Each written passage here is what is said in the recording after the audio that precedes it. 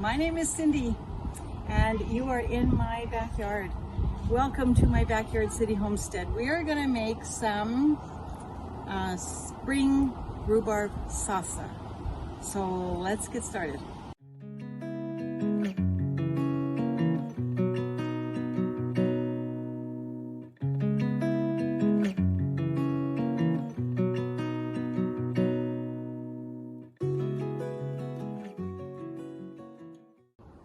Did you know that rhubarb is a vegetable? We use it mostly as a fruit because we always put sugar in it, but it's really mostly a vegetable. And if you use it as a vegetable, it opens up a whole new world of rhubarb for you. So I was just going to pick some, but I noticed something. Can you see this? My rhubarb is bolting. It's going to seed. Now this rhubarb has only been here for 3 years. It's a very established rhubarb that I moved here and split into 3. I obviously use a lot of rhubarb and I want a lot of rhubarb, but it is going to seed. Now it's going to seed for one of 3 reasons. It could be that it's in distress, maybe not getting enough water, and that's possible. We haven't been getting enough rain and maybe I just need to give it some more water. That's possible. It could be that it's in distress because of some disease or insects, which it's not. It's totally not in distress for that. It could just be because it's doing what it wants to do. All plants want to go to flower. They want to go to seed, and first they have to go to flower. So is it going to be harmful to the plant? Absolutely not. Can you still use the stalks? Absolutely. So let me show you what I'm going to do here. I don't want it to go to flower because then all the energy is going to go to flowering and then seeding. And I still want another 10 or 12 weeks of picking rhubarb from this. So if it's going to be producing rhubarb, I need to get rid of this. So I'm going to just pull it. So I'm just going to take that stalk down to the bottom and I'm just going to pull it. And you might have to twist it. There. So I'm still going to use that. Well, actually some of this is pretty hollow. So I'm not actually going to use it for rhubarb. Oh, look at this one. This one is perfect. So I will use this. I'm not going to use the actual stem that it was on just because it's hollow. There's nothing wrong with it. I'm just going to put it in the compost and that's just fine for now. So the rest of it. So when you pick rhubarb, my stepmother-in-law used to always cut with a knife. And that's not such a good idea because the rhubarb needs to be pulled right up from, if it's pulled out, then the rhubarb plant recognizes that it's been pulled out and it will produce more. If you cut it off, then it doesn't really know and it won't produce more. So if you want more, so what I'm looking for is I'm looking for the biggest ones that I can find. The biggest stem, I'm going to twist it a little bit and I'm just going to pull it out. Then I'm going to just pull off that part. And then I'm going to break this off. You probably already know that the leaves are poison. If you actually eat this leaf, it's not going to kill you. It's not probably even going to make you sick because you need to eat a lot of this. And nobody's going to eat a lot of this because it doesn't taste very good. But it's not good for you. So I'm going to throw that over there. And this is the stalk. Like that is beautiful. If you have, some rhubarb plants make red rhubarb and some make green rhubarb. Green rhubarb is never going to turn red and red rhubarb is never going to turn green. It's just the type of rhubarb it is. And that's what I've got and I really like this kind, so I recommend it. I have no idea what its name is because it was here a lot longer than I was and I've just kind of moved it over. So I'm going to just throw that over there. I'm not going to pick a lot because I like to use it fresh and I'm only going to pick what I can use right now. And I'm making some salsa and I'm not making a ton of it. And so this is actually going to be enough. So I'm just going to break this off. These are going to go in my compost. And then I'm going to take this in and start cutting it and making some fresh rhubarb salsa. Hi. So I had the rhubarb that I picked and I actually picked another one. And I've got some fresh chives. So let me tell you let's just get started. Very, very easy. First, I'm going to just take the rhubarb and cut a couple of smaller pieces so that they're a little bit easier to work with.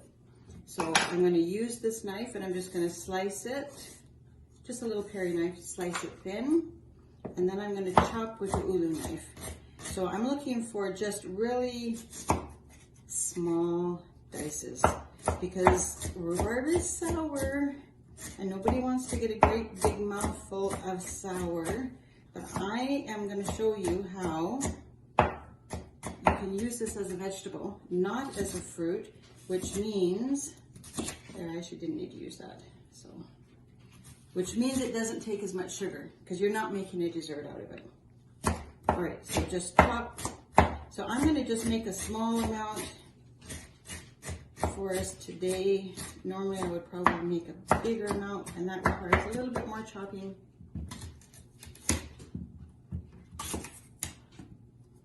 Okay, so I'm just going to cut that end off. I don't want that. All right, slice, slice.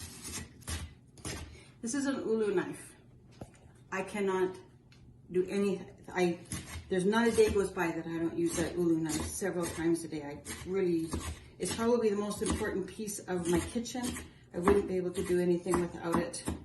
And it goes with the ULU board. Like, you can get knives without the board, but the board, can you see that? The board is perfectly curved, the same as the knife. So that makes it really, really easy to cut things very small, cut herbs, cut onions, cut things like this. Very, very small without it falling all over the place. So that's enough. Now, let me just cut this one more piece for now.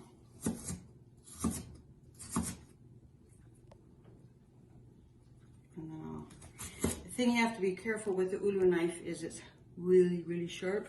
And both Dan and I have received some pretty bad cuts from it when we first were starting to use it and getting used to it. And not understanding. For one thing, you never want to have your thumb inside the bowl because that will get your thumb. So obviously I need to hold it for a minute while I'm holding it still. But once I'm finished that, then get your finger out of the bowl and just chop, chop, chop, chop. So I did go out and pick a few chives before I came in. Normally in the summer I would be using onions, but I don't have any onions right now. It's early spring, well, it's actually 3rd of June. And so there are some things I have and some things I don't have in my garden. But chives are beautiful, and chives have that wonderful mild onion flavor. So just chopping it finely, that's good enough. We don't need that there. And I'm not going to put any garlic in this. If I was going to make a summer salsa, I probably would put a little bit of garlic in it, but not for this. So this is just a spring salsa using things that are available. If you know me, you know I'm all about eating in the season, eating what's fresh. You can't preserve this because if you do, it won't be crunchy. And one of the things that's nicest about it is that it's crunchy. Okay, let me grab a spoon. All right, so I'm just gonna toss that. And so it's primarily rhubarb. Whoops, I've got a couple of pieces there that I don't want that big. But I want something else in it. And so because I don't have anything growing in my garden, if I was making a summer salsa, I would have peppers and onions and tomatoes in there and probably cucumbers. But I don't have any of that ready right now in my garden. So what I'm gonna do, if my chives weren't ready, I would put in some freeze-dried onions, which are perfect, beautiful. I don't buy this kind of stuff. I don't buy store fresh when it's out of season. Either we eat it in the garden or we eat freeze-dried. Those are my options. So, but I am gonna put some cucumbers in there because cucumbers are just such a perfect supplement. So what I've got here, these are diced cucumbers, freeze-dried, but diced. So I'm gonna just put in about that much.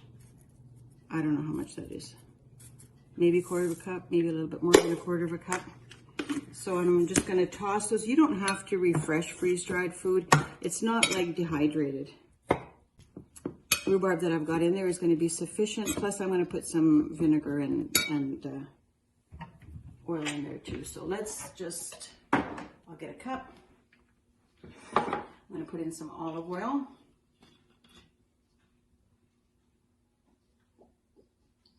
About that much.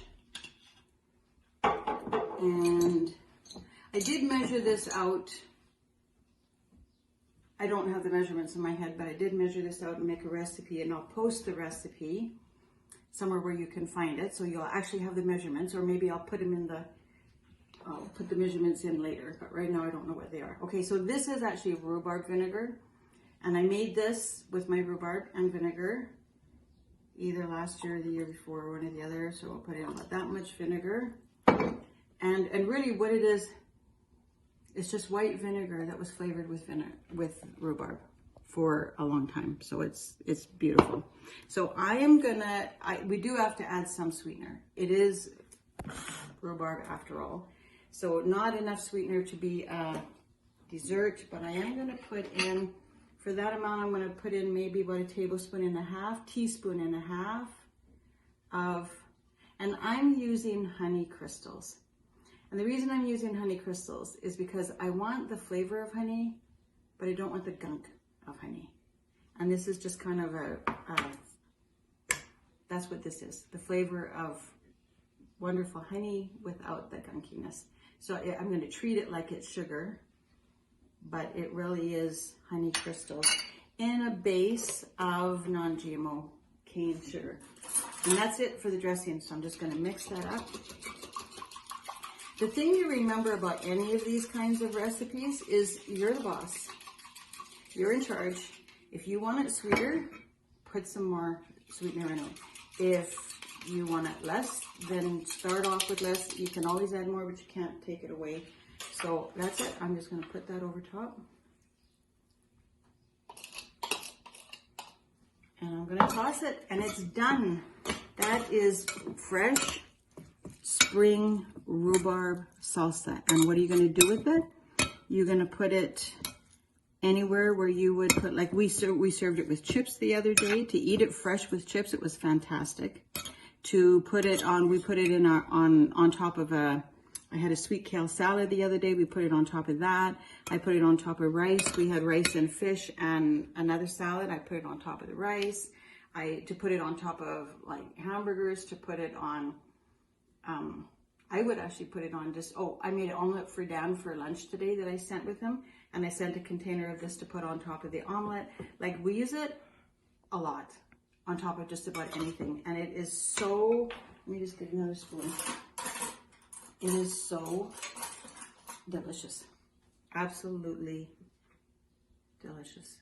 And that nice green, that the chives are really, they just add that nice green that's in there. I'm not gonna put more sugar in that. It's perfect. So if you wanted to put this on the table right now, excellent. It's nice and crispy to do that. If you wanted to put it in the fridge for a couple of hours, if you wanted to make this ahead, then the flavors are just gonna marry a little bit better. And really, I've made this probably every day for the last week and a half. And then I just have a little bit left over in the fridge, and I mix the two of them together, and it just gets nicer and nicer. And that's it. Fresh spring rhubarb salsa. Hi. Thanks for watching. I hope you learned something. I'd love to hear about it. If you have any comments, I'd love to hear them. If you liked it, do me a favor and click the like button. If you know somebody who would benefit from it, then definitely share it with them. And if you'd like to know more about these sorts of things, then stick around.